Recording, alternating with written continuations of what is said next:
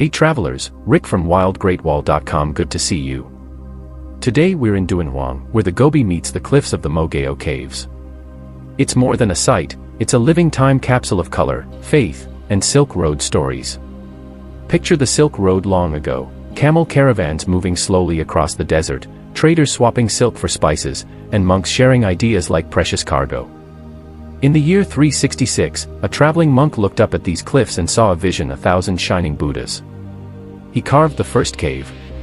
Artists, donors, and rulers followed. Over the next 1,000 years, they carved hundreds of caves and filled them with paintings and statues. The cliff became a living museum. Step inside, and the air feels old and calm. Murals cover the walls, flying apsaras with flowing ribbons, kings and merchants in bright robes, and scenes of journeys across mountains, rivers, and seas. There are statues too, from small, gentle faces to giants that tower above you. In one cave, a long painted panorama rolls across the wall like an ancient travel vlog.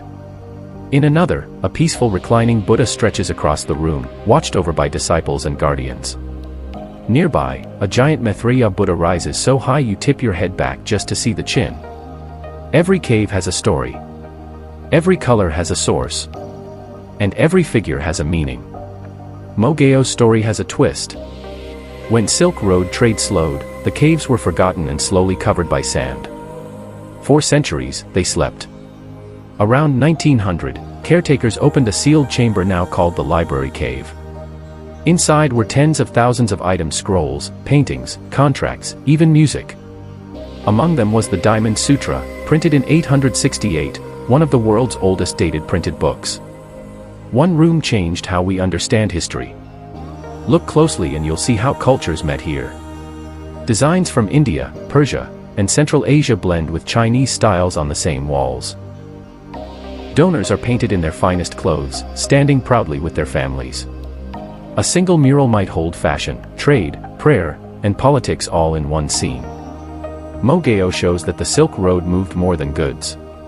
It moved ideas. Here's how a visit works today. Most tours start at the Digital Exhibition Center.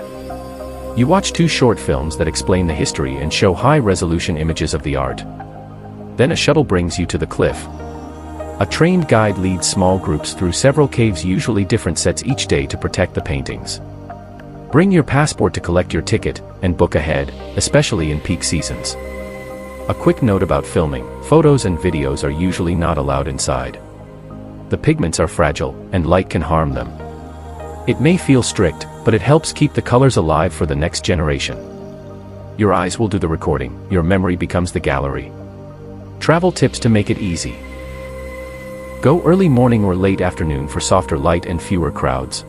Wear layers, desert air can swing from warm to cool fast. Bring water and comfortable shoes, you'll stand and walk on gentle paths.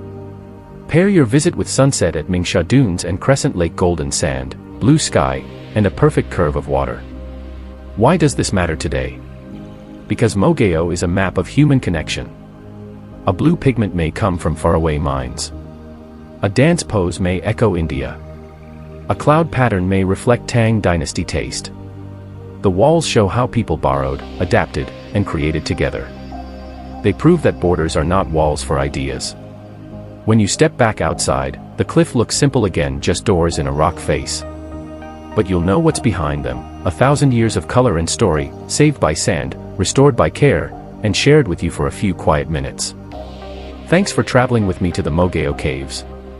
If this sparked your curiosity, share it with a friend who loves history and art. And tell me in the comments, which would you visit first: the long mural, the reclining Buddha, or the giant Maitreya? See you in the next adventure.